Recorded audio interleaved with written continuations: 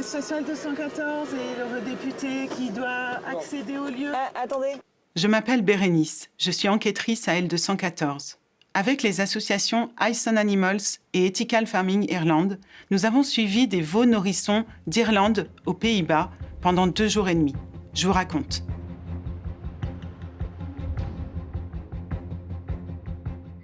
Tout a commencé avec des images que nous avons reçues à L214. Lors des longs transports, les animaux doivent être déchargés du camion au bout de 19 heures dans un centre de transit où ils sont censés se reposer et se nourrir. Quand je découvre les images, je suis atterrée de voir ce que ces veaux subissent. Alors on a voulu en savoir plus. D'où venaient-ils et quelle était leur destination finale? Ces veaux sont nés dans des élevages laitiers en Irlande. Ce sont majoritairement des mâles puisque seules les femelles renouvellent les troupeaux de vaches qui produisent du lait. Ils sont considérés comme des sous-produits de l'industrie laitière. Les éleveurs les vendent aux enchères souvent à des groupes agroalimentaires spécialisés en viande de veau, comme Vandry. Nous nous rendons sur le marché aux bestiaux de Kilkenny, en Irlande. On voit des animaux complètement perdus dans cet environnement, mis à prix les uns après les autres, vendus entre 5 et 10 euros pièce. Ils sont réduits à de la marchandise. Nous suivons ensuite ces veaux jusqu'au port de Rosslare, en Irlande. Les bétaillères transportent chacune 300 animaux. Elles embarquent à bord d'un ferry de la compagnie Stena Line. Direction Cherbourg. Les animaux restent enfermés dans ces camions sans être abreuvés ni nourris. Ils ont besoin de lait, mais leur mère est bien loin d'eux. Ils ne reçoivent même pas de lait de substitution. Les camions sont dans les cales du bateau. Ce jour-là, les vagues mesurent jusqu'à 5 mètres de haut. Moi-même, j'ai la nausée, alors imaginez ce que vivent ces veaux. Quand le ferry avec les camions accoste au port de Cherbourg, les animaux ont été tenus enfermés sans être abreuvés ni nourris pendant 28 heures au lieu de 19 heures, durée déjà extrêmement longue. J'appelle alors les services vétérinaires de la préfecture pour signaler l'infraction. Le directeur me répond en prendre bonne note. 27 heures sans boire ni manger, entassés dans des bétaillères, des centaines de milliers de veaux sont ainsi transportés dans toute l'Union européenne. Avec les associations Ice on Animals et Ethical Farming Ireland, nous portons plainte contre la France, l'Irlande et les Pays-Bas.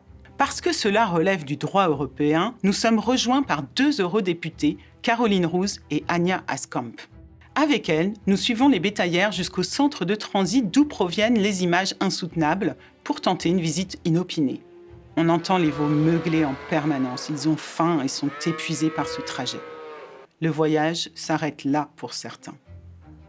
Association L214 et l'eurodéputé qui doit accéder au lieu. Attendez, excusez-moi, je suis députée européenne. Un salarié refuse ma demande de visite. Par contre, les eurodéputés y accèdent, mais sans micro, sans téléphone, sans les associations et sans les journalistes venus sur place.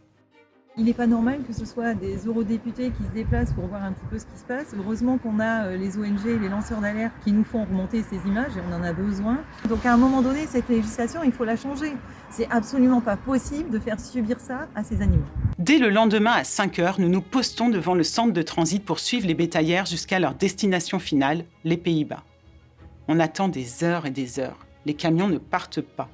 Le centre de transit est finalement contrôlé par les autorités suite à notre signalement. À l'issue, il fermera pendant 8 jours à partir du lendemain. À 22h30, les 2 bétaillères que nous avions repérées prennent la route, soit environ 600 veaux.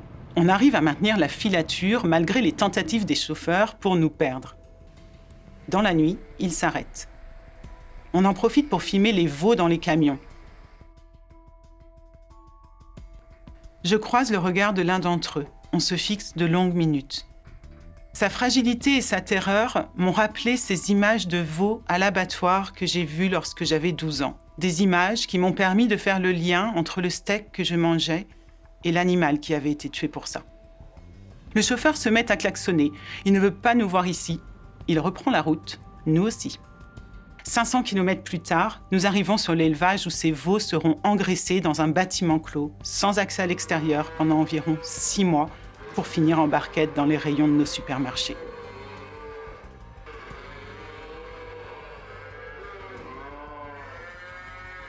Infraction à la réglementation européenne, détresse pendant le transport, violence au centre de transit, souffrance en élevage intensif. Je ne vous parle même pas de ce qu'ils vivront à l'abattoir dans quelques mois.